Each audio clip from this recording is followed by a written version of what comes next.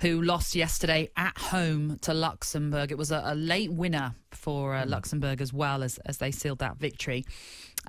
Just, as I say, for those just tuning in now, your thoughts on Republic of Ireland's performance yesterday and in general under Stephen Kenny? Well, it's been a devastating period. We've lost a game. We're bottom of the group. We've gone 10 games without a win. We've scored 3 goals in them 10 games. We look like a very troubled side. We are certainly the weakest of all the home nations, without a doubt, by quite a long distance at the moment. And we've been beaten by one of the lower-ranked teams in Europe and in world football. And, by the way, deserved it. It wasn't a lucky win. They deserved it. And that's the problem, the deeper problem, is that being second best to Luxembourg, there's going to be a lot of criticism that's going to come to the manager and to the team itself, as Seamus Coleman has talked about. Yeah, a lot of focus, as you say, will be on that performance and will be on the reign of Stephen Kenny right now. And you've mentioned it there. Goals have been difficult. They've been difficult ever since, as we all know, Robbie Keane retired, for any manager that's been in place for the Republic of Ireland. But to not have won your first 10 games... No. That's quite a serious state of affairs. Yeah, well, at the very start, I tell you something that really I didn't quite get. When Stephen Kenny got the job, and look, Mick McCarthy was employed and sacked in the same day, really, because what happened, he got given the job and then was told his leaving date. It was bizarre, wasn't it? That, to me, was just weird. Bizarre is the word, but weird, a very weird thing to do. Let's just quickly remind everyone what happened, because when he was appointed, the statement came out, Mick McCarthy's in charge, up until if qualified for the Euros.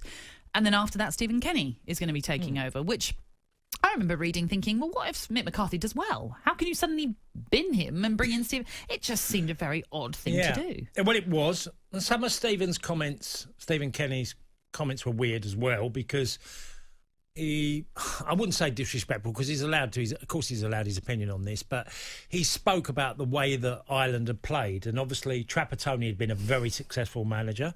Martin Neal had been a very successful manager. And I think you can put Mick McCarthy in there as well, saying 3 previous Ireland managers have all been very successful in their jobs, and sort of criticised the way we played. And said that, I think we can do it in a different way. And I thought it was something you didn't need to say. If you want to go in with your new ideas and play a certain way, just go in and do it. Coach the players and play your way, but don't really reference 3 managers who have all been top managers at certain periods of their career, without a doubt. Yeah. And that's been weird. And there's been an arrogance that's bordered on...